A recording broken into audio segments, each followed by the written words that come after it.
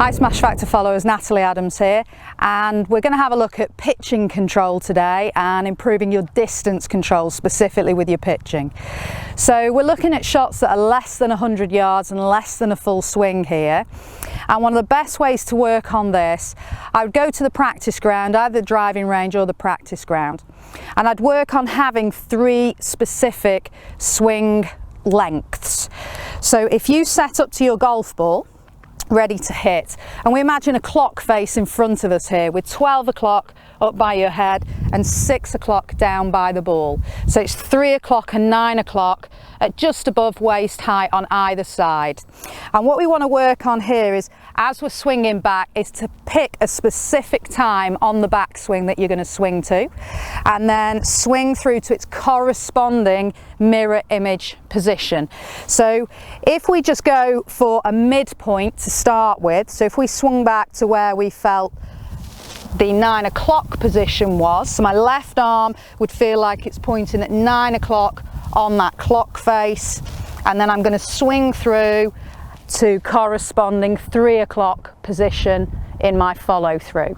And I just hit about half a dozen balls and just notice how far the ball tends to go with that swing, keeping the constant pace, constant swing speed between the 2 positions, but just really concentrating on only going up to 9 o'clock and then through to 3 o'clock. And you should see that when you've hit half a dozen to a dozen balls, you start to get a good average of how far that shot will go. And just note that down so that you know how far that ball goes with that swing length. Once you've done that, then we'll go to the next position. So if we now swing back and go to say 10 o'clock with the left arm, and we're going to come back down, hit the ball and go through to 2 o'clock with the follow through in the right arm. And again, hit about half a dozen to a dozen balls, noticing on average how far that shot goes. And finally, we'll do a shorter version of that. So this time we're only going to swing back to where we feel 8 o'clock is, and then we're going to swing through to where we feel 4 o'clock is. So we've got 3 different swing lengths there, swinging from 8 o'clock through to 4, 9 o'clock through to 3 o'clock, and then 10 o'clock through to 2 o'clock.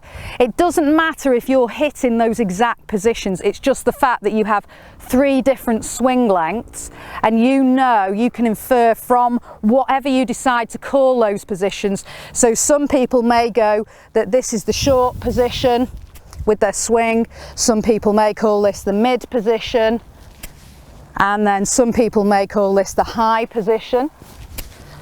I know other people that do it by feeling that they're swinging to hip height, waist height, shoulder height, but you've got 3 different swing lengths, and however far back you swing the club, you must make sure that you mirror it going through.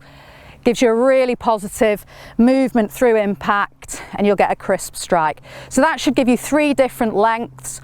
Once you know how far that ball goes with those 3 different swing lengths, you're now going to be a lot more accurate with your distance control. It's a game-changing golf tip.